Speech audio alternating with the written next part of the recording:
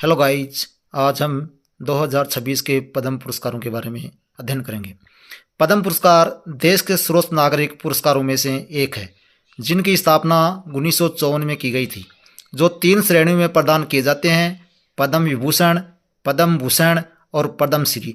ये पुरस्कार कला, सामाजिक कार्य, सार्वजनिक मामलों, विज्ञान, इंजीनियरिंग, व्यापार और उद्योग, चिकित्सा, साहित्य, शिक्षा, खेल, सिविल सेवा आदि विभिन्न क्षेत्रों में दिए जाते हैं।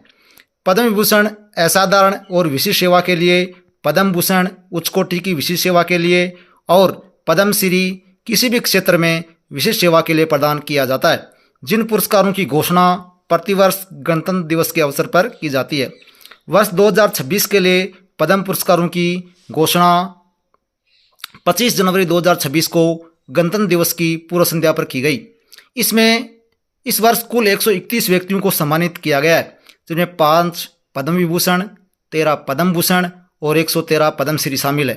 पुरस्कार प्राप्त करने वालों में 19 महिलाएं हैं और सूची में विदेशी, NRI, PIO, OCI श्रेणी के 6 व्यक्ति और 16 मरणोपरांत पुरस्कार प्राप्तकर्ता भी शामिल हैं। पद्म विभूषण असाधारण और विशिष्ट सेवा के लिए यह भारत का दूसरा सबसे बड़ा नागरिक सम्मान है। 2026 में 5 लोगों को यह सम्मान दिया गया है। धर्मेंद्र सिंह देओल मरणोपरांत, कला, सिनेमा, महाराष्ट्र।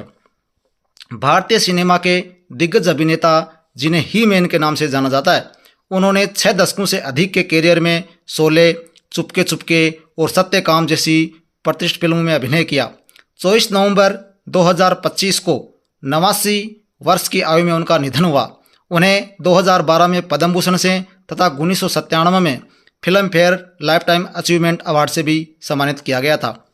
दूसरा है VS अच्युतानंदन मरणोपरांत, सार्वजनिक मामले, केरल।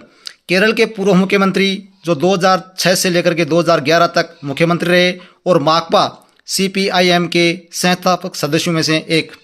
वे केरल की राजनीति में कदावर नेता और दशकों तक विपक्ष के नेता रहे।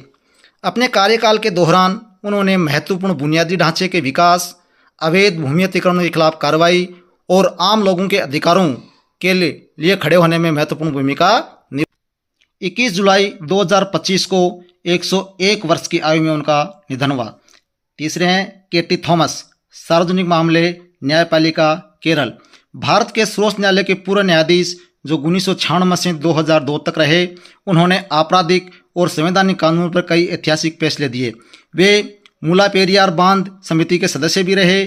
उन्हें 2007 में उनके सामाजिक और सार्वजनिक सेवा क्षेत्र में योगदान के लिए पद्म भूषण से सम्मानित किया गया।